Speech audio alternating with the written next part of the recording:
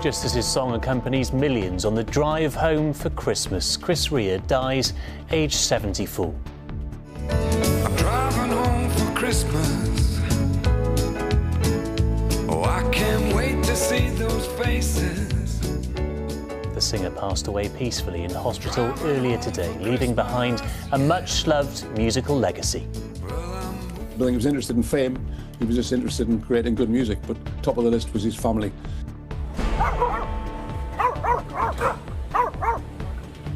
Also tonight, Canal turned giant cavity, the extraordinary scenes created by a landslip swallowing water and barges in Shropshire. And mourning Manny. Music stars paid tribute at the funeral of another lost legend.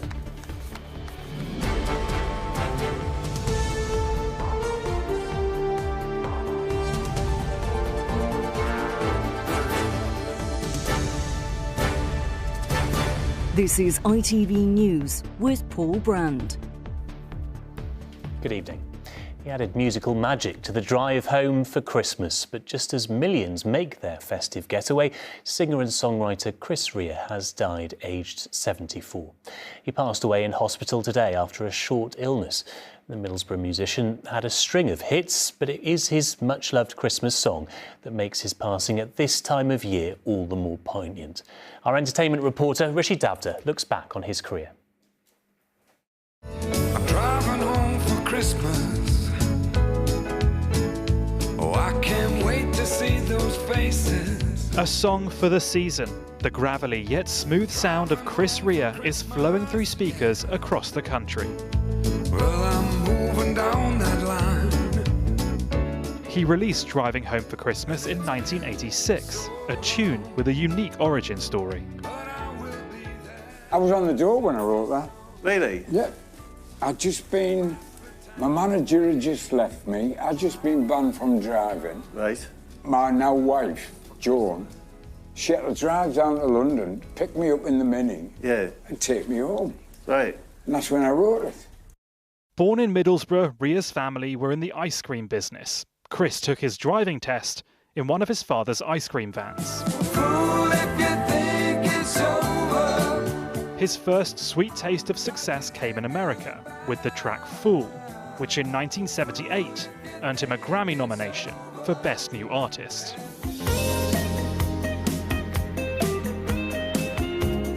By the time he put out his 8th studio album, On the Beach, the singer-songwriter was already a household name in the UK.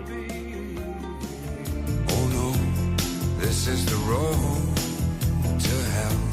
Before 1989's The Road to Hell secured him the first of 2 #1 albums. Those who shared the stage with Rea early on say his talent was clear to see.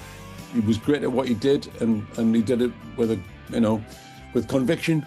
I don't think he was interested in fame, he was just interested in creating good music, but top of the list was his family. He wasn't the sort of guy you would see out, clubbing and that and turning up at premieres and things. That wasn't Chris. In the morning. Rea's creativity knew no boundaries. In 1996, he wrote, produced and composed the music for the film La Passione. I don't see myself as a Hollywood film producer. I see myself as a musician that's looking for images for people to watch while they're listening to my music. At the age of 33, he was diagnosed with pancreatic cancer and later had his pancreas removed. The performer then suffered from a stroke in 2016. So many bad times. His family say he passed away after a short illness and that his legacy will live on through the songs he leaves behind. Remembering Chris Rea, who died in hospital today following a short illness. He was 74. In other news, 2 narrowboats were swallowed up in the night by a landslip in Shropshire when the earth collapsed close to a canal. The extraordinary scenes thankfully caused no casualties. People on boats nearby had to be evacuated from the Llangollen Canal in Whitchurch, where a major incident was declared. Ellie Pitt has this extraordinary report. In the middle of the night, sleeping boat owners woke up to the sound of rushing water. You see that? See the water flowing? And It wasn't water coming into the canal, but leaving and taking their homes with it. This is our first day out on the boat. Look at the water.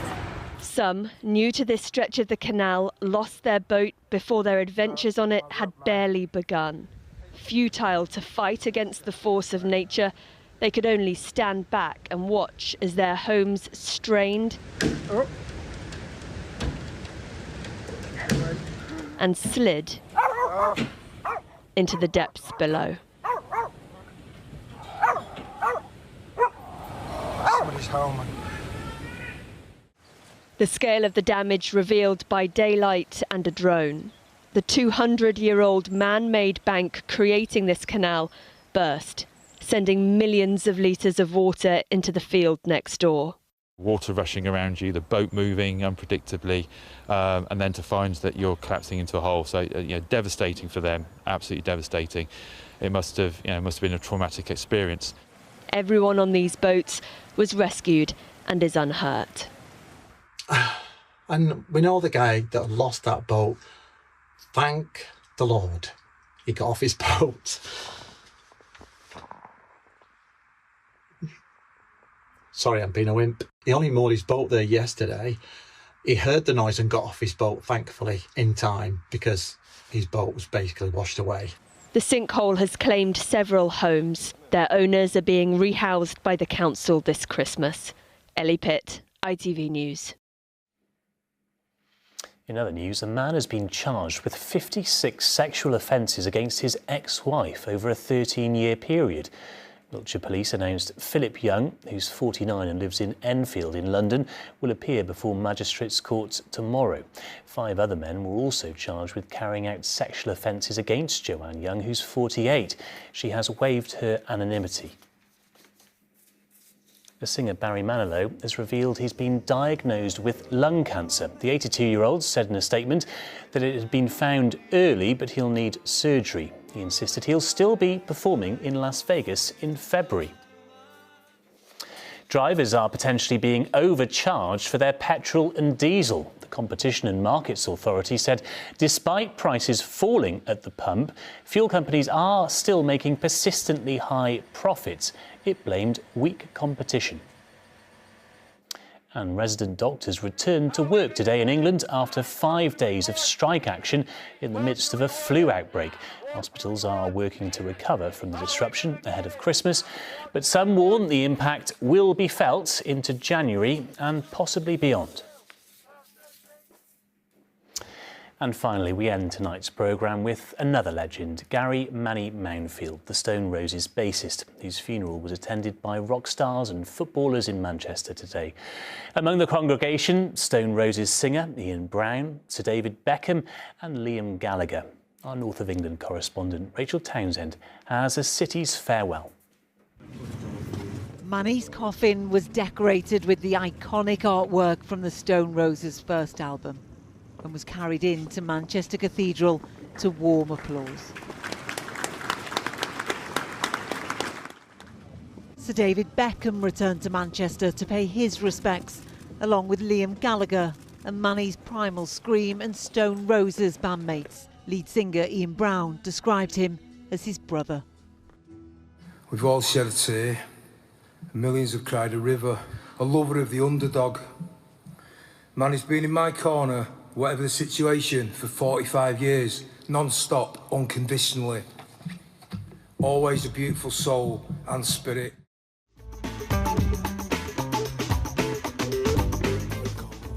Many credit Manny with revitalising Manchester's music scene. A gifted bass guitarist who, with the Stone Roses, provided the soundtrack for millions in the 80s and 90s. Been a fan of the Roses all my life. Shown me appreciation for a great man. Glad I shared the memories. It was my first album at 15 years old. He's almost Manchester personified, isn't he? And Manny was all about Manchester pride, central to the city's cultural identity, a rare musical talent who will never be forgotten. Rachel Townsend, ITV News, Manchester.